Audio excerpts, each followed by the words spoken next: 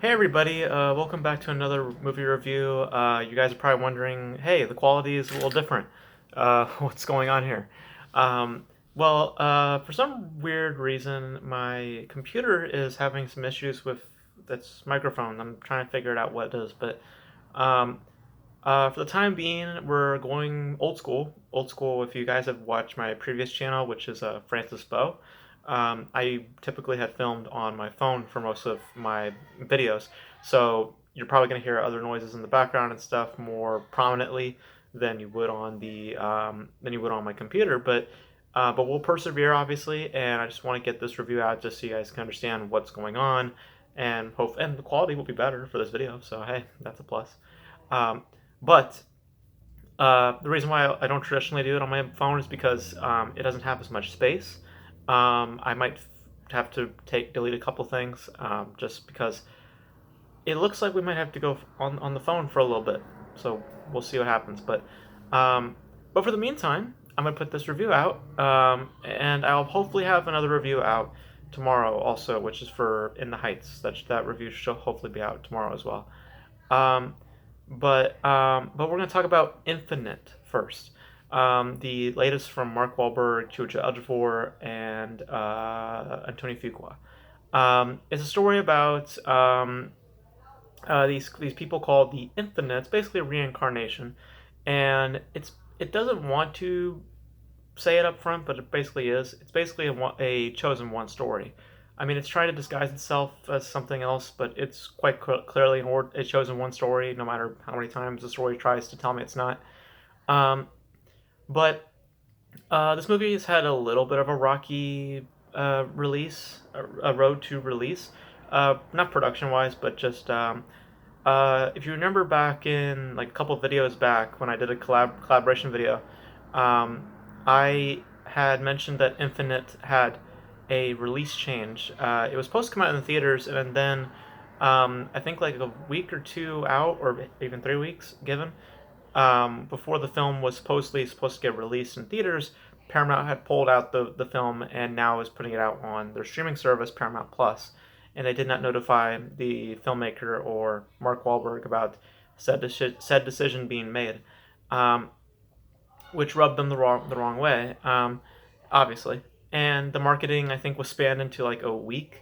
I remember seeing like 2 trailers in 1 week. So the film has not been been there's not been a lot of word of mouth for the film. I actually posted my review on like Letterbox, like a little blurb review. Sometimes I do, and I was the first person to do a review of this movie. So that should just tell you how popular this movie is right now, which is not that much. Um, and for a lot of good reason. There are some things that I will say though right off the bat. The first thing, also, if you notice my hands doing this, is just because I'm scrolling on my computer because I have my notes on here. Traditionally, I use my phone to look at my notes, but I'm going to use my computer. So forgive me if you see my hands just going around here. So, um, but I will say this: I think that the concept has some potential in it. There's some merit to be held in it, and I found that there was to a degree some passion from Antonio Fuqua to get this idea to be as fleshed out and as investing as possible. Um, but unfortunately, the movie is riddled with many issues. I mean, we'll first start off with the thing that I think a lot of people have been saying about the film, which is that Mark Wahlberg is completely miscast. He really doesn't. He's really not trying in this movie either. I mean, someone said it best, and I completely agree with them. He's very inexpressive in the film. He's not really doing much. I mean, his character is schizophrenic, and the way that Mark Wahlberg portrays that is just very bland. I mean, not even trying. And I just feel like he was very miscast. I feel like somebody else should have been in that role. The person that should have been in that role probably should have been Dylan O'Brien, which was the person that we met at the beginning of the film. And he was much more charismatic and much more interesting than Mark Wahlberg was. And I feel like they probably should have switched the roles in that regard. Um, and then Chiwetel Ejiofor is over the top, but I will admit it kind of worked for me a little bit. He was the only person that I think knew what type of movie he was in. Everyone else was in a different movie. Um, but I feel like he knew what type of movie he was in. Um, but the worst by far is Sophie Cookson. She's just flat out unappealing. I mean, her delivery almost all the time never lands, and her expressions never translate either. She looks like she's modeling. And I don't know if she is a model. I don't know if that is the case. But because I've seen that before, models becoming actors. Not saying that models cannot be great actors, but that's what her performance kind of reminded me of, was modeling a little bit, and it just was not working for me. And she was easily the worst of the ensemble. And the ensemble itself was quite generic. There was no chemistry with anybody. Everyone felt out of place, to be honest. And one of the weirdest things that I found about the film was the action. Sometimes it ranges from incredibly dull to hilariously stupid.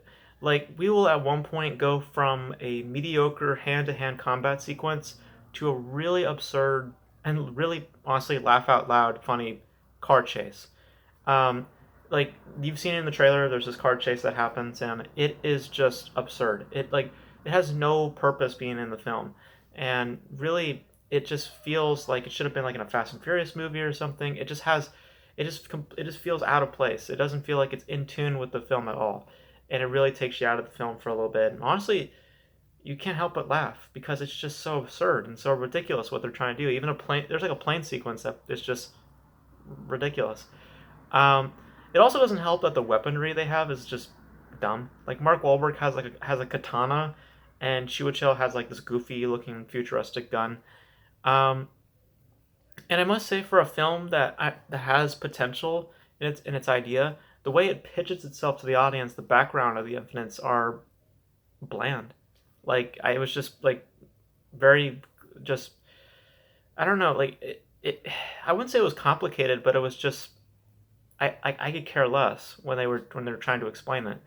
Um, but I mean, uh, the other bits that I take issue with are from technical levels. Like, the VFX are surprisingly stale and noticeable. Like, there are times, like on the plane, the plane sequence, sometimes during the action bits, um, you can easily spot the VFX, and it's surprising. Like, how, like, because they're a little rough. Like, some of them are not that polished. They feel like they needed like a month or two to get VFX little bit more polished up. Um, it was surprising for me to see that. And the editing at times was choppy and uneven. Some scenes just end. Like, scenes have three acts, like you have your beginning, your middle, and your end. And it feels like sometimes the scenes are in their third acts, and then they are they just get cut off, and we are on to another scene. It just feels abrupt, very abrupt edit choices. Um, but basically, to put it all into context, guys, conceptually, there's something of merit in it, and albeit some passion that created hope to, albeit there was passion to create an intriguing narrative. Like, there was passion to have that, but unfortunately, we didn't get that because the downfall of it all is the execution, which can be summarized narratively and technically all into three words, really, which is dull, cliche, and inconsistent. Because the action itself nor Mark Wahlberg suit the story at all, or does the ensemble in general. Sophie Cookson easily being the worst of it. Um, and it's just highly unappealing. I mean, for a concept that has so much infinite possibilities, it chooses to go for a very generic route. And for that, I wouldn't say it's a mess. I mean, I've seen some reviews and saying that the movie is a high mess. I don't think so, but it certainly has the potential to be. And maybe it's because I watched it late at night. It was like midnight when I started watching it. But um, I will say that there is some fairness to it. I mean, it's not complete dog shit, and it's not completely terrible, but for what it was, I mean, I've seen worse from Mark Wahlberg. I've like Mile 22. The Don't even get me started on Mile 22. Um, but or infinitely, like famously the happening and all that stuff. But Mile 22, yeah, that one was bad. It's This is no Mile 22. Um, But it's just weird some of the choices that Mark Wahlberg's making nowadays with his career. Um, and I know hopefully he gets something of merit and something interesting in the future because if there's anything consistent, it's the choices that he's making, and a lot of these choices nowadays are just dull. So hopefully that trend ends eventually because this is yet another dull entry in Mark Wahlberg's filmography. And for Antoine Fuqua, um, I mean, it's a huge departure from him as a in terms of his quality. Um, but like I said, it's not a mess. I wouldn't say it's a train wreck, but it sure as hell had the potential to be.